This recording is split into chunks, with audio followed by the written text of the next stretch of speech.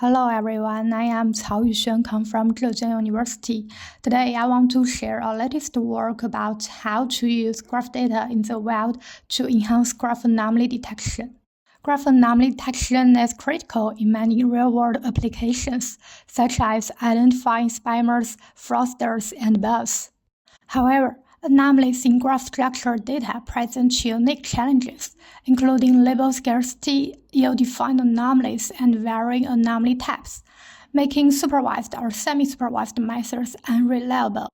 Researchers often adopt unsupervised approaches to address these challenges, assuming that anomalies deviate significantly from the normal data distribution. However, when normal data is insufficient, the learned normal distribution can be inaccurate, which can lead to misclassification.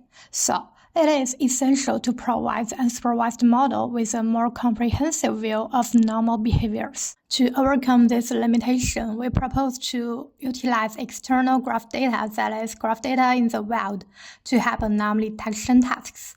This naturally raises the question, how can we use external data to help graph anomaly detection tasks? To answer this question, we designed a framework called Wild KDD.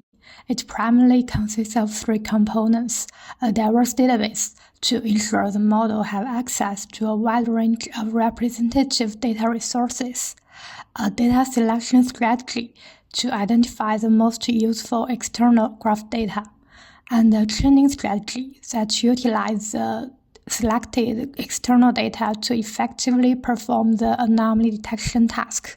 Putting them together, these components work cohesively to enhance graph anomaly detection by wisely leveraging external knowledge.